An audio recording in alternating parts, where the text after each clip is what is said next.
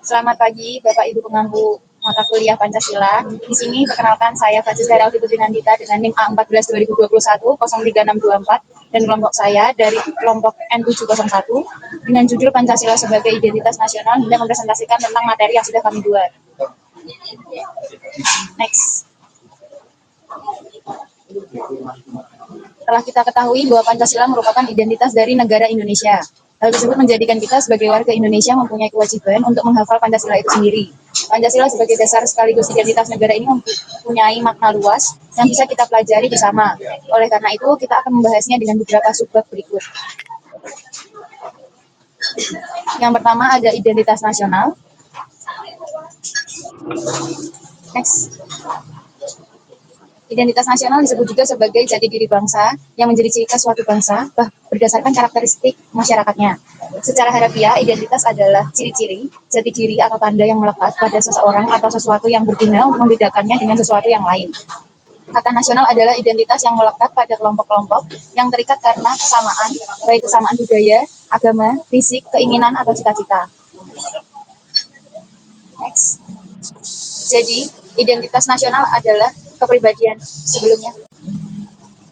Jadi, identitas nasional adalah kepribadian nasional atau jati diri nasional yang dimiliki oleh suatu bangsa yang membedakan bangsa atau negara dengan bangsa yang lainnya. Dalam konteks Indonesia, identitas nasional adalah wujud manifestasi nilai-nilai budaya yang tumbuh dan berkembang dalam berbagai aspek kehidupan dari ratusan suku dihimpun menjadi satu dengan acuan Pancasila. Sehingga identitas nasional milik Indonesia tentu akan berbeda dengan identitas nasional bangsa lain karena memiliki latar belakang masing-masing. Untuk subbab selanjutnya akan dilanjutkan oleh teman saya. Berikutnya ada faktor identitas nasional. Faktor-faktor yang mendukung lahirnya identitas nasional di Indonesia antara lain faktor objektif yang meliputi faktor geografis, ekologis, dan demografis. Kemudian faktor subjektif yaitu faktor historis, sosial, politik, dan kebudayaan yang dimiliki bangsa Indonesia.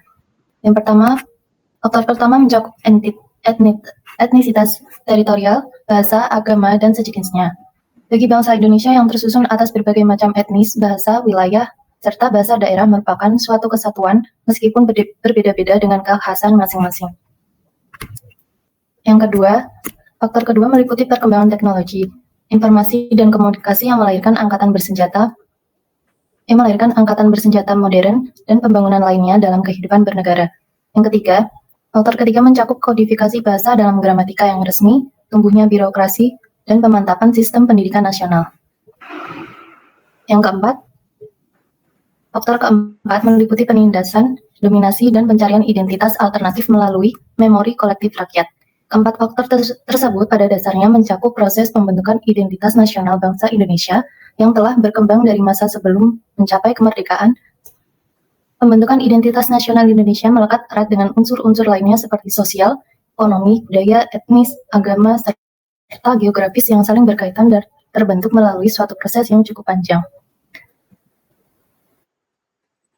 Selanjutnya, perkenalkan nama saya Ina Ermawati, NIM A14 201 Penjelasan dari A, bangsa pada hakikatnya adalah sekelompok besar manusia yang mempunyai persamaan nasib dalam sejarahnya sehingga mempunyai persamaan watak ataupun karakter yang kuat untuk bersatu dan hidup bersama mendiami suatu wilayah tertentu sebagai suatu nasional. Adapun pengertian bangsa menurut beberapa ahli, yang pertama menurut Hans Jerman, bangsa adalah dua hasil karya atau tenaga hidup manusia.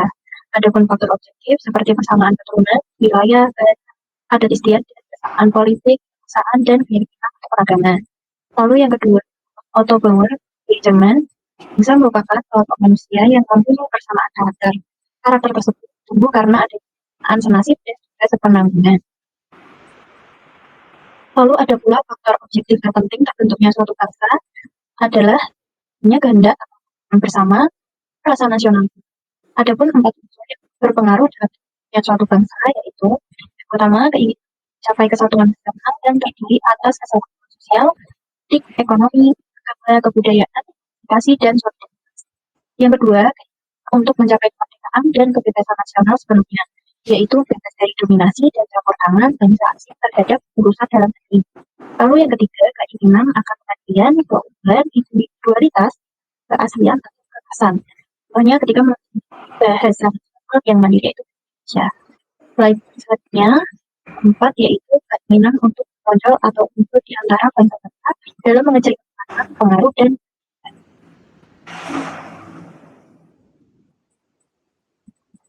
next. Selanjutnya, perkenalkan nama saya Dwi Agustina Rahayu dengan NIM A14 2021 03782. Yang selanjutnya kita akan membahas mengenai hakikat negara. Hakikat negara ini merupakan penjelasan yang memuat tentang negara, yakni mencakup pengertian, sifat, fungsi, serta unsur-unsur negara. Segala aspek tersebut harus dipahami sebagai warga negara.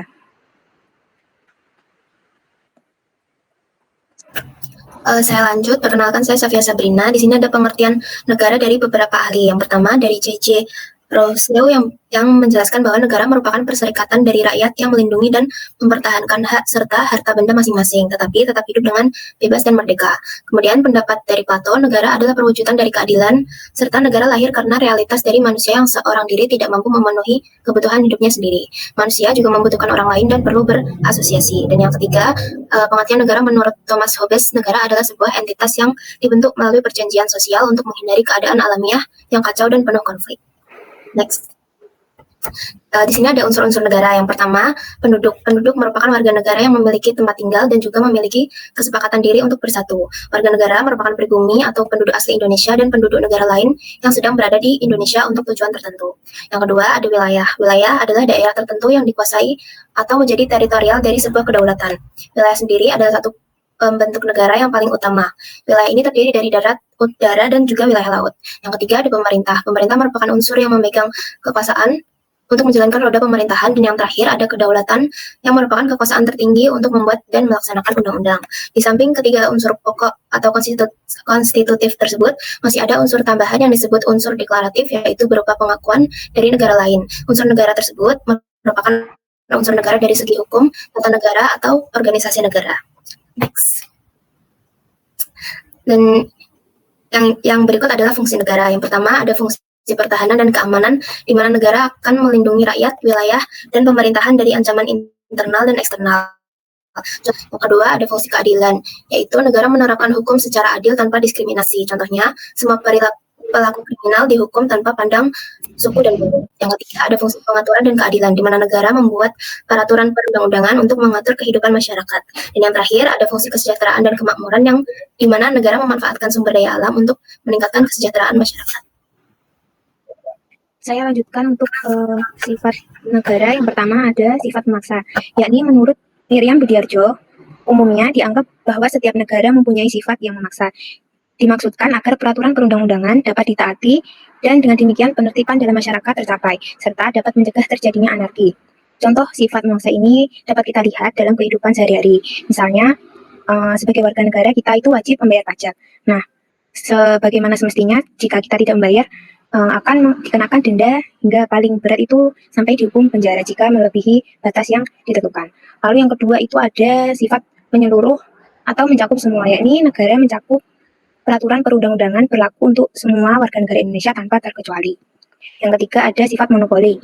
Monopoli atau penguasaan oleh pihak negara sendiri dilakukan oleh negara dalam bernegara, tujuan negara dan peraturan ditetapkan oleh negara secara monopoli. Yang dimaksudkan negara dengan kekuasaannya mempunyai hak sepenuhnya atas kekayaan alam yang ada.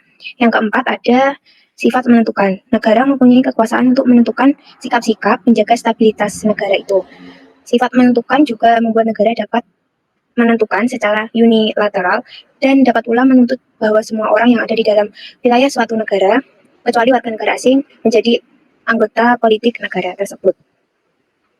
Sifat-sifat negara Indonesia yang memiliki nilai sila-sila dalam Pancasila sebagai berikut.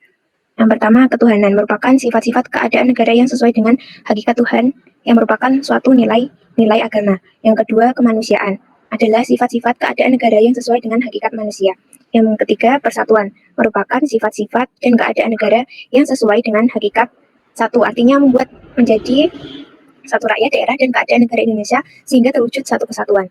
Yang keempat ada kerakyatan, yakni sifat-sifat dan keadaan negara yang sesuai dengan hakikat rakyat. Yang kelima, keadilan, yaitu sifat dan keadaan negara yang sesuai dengan hakikat sikap adil. Lalu ada sifat negara Indonesia selanjutnya berdasarkan sifat lahir. Negara Indonesia memiliki sejumlah pengaruh yang datang dari luar dan Namun pengaruh tersebut harus sesuai dengan pandangan hidup bangsa Indonesia sendiri. Lalu ada sifat batin. Sifat batin sebagai sifat bawaan negara Indonesia yang sudah ada sejak merdekanya negara, seperti kekuasaan negara, agama, pendukung kekuasaan negara, rakyat, wilayah, dan adat istiadat. Lalu ada bentuk dan susunan. Sifat yang berupa bentuk dan susunan kenegaraan Indonesia yaitu bentuk negara kesatuan dan sistem kedaulatan rakyat. Bentuk negara di Indonesia adalah negara kesatuan Republik Indonesia serta sistem kedaulatan rakyat demokrasi. Lalu ada sifat potensi yang merupakan daya kekuatan dari negara Indonesia sebagai berikut. Kekuasaan negara yang berupa kedaulatan rakyat, kekuasaan tugas dan tujuan negara untuk memelihara keselamatan, keamanan, dan perdamaian. Lalu ada kekuasaan negara untuk membangun, memelihara, serta mengembangkan kesejahteraan dan kebahagiaan warga negara. Kekuasaan negara untuk menyusun dan mengadakan peraturan perundang-undangan, serta menjalankan pengadilan. Dan terakhir, kekuasaan negara untuk menjalankan pemerintahan itu sendiri. Selanjutnya akan dilanjutkan oleh teman saya. Selanjutnya adalah teori tentang negara. Jadi teori tentang negara ini dibagi menjadi 4. Yang pertama ada Pancasila sebagai dasar negara. Jadi Pancasila itu berfungsi sebagai dasar negara Indonesia yang tercantum dalam pembukaan Undang-Undang Dasar 1945. Kelima, sila Pancasila menjadi panduan dalam pembentukan peraturan perundang-undangan dan kebijakan negara. Kemudian yang kedua, ada Pancasila sebagai paradigma pembangunan. Apa itu? Yaitu Pancasila dijadikan sebagai paradigma dalam pembangunan nasional. Nilai-nilai Pancasila digunakan untuk mencapai tujuan pembangunan yang berkelanjutan, adil, dan merata bagi seluruh rakyat Indonesia. Lalu yang ketiga, ada Pancasila sebagai pedoman dalam sistem pemerintahan. Sekian bahasan mengenai materi Pancasila sebagai identitas nasional yang dapat kelompok kami sampaikan. Apabila ada kekurangan, kami mohon maaf. Terima kasih. Wassalamualaikum warahmatullahi wabarakatuh.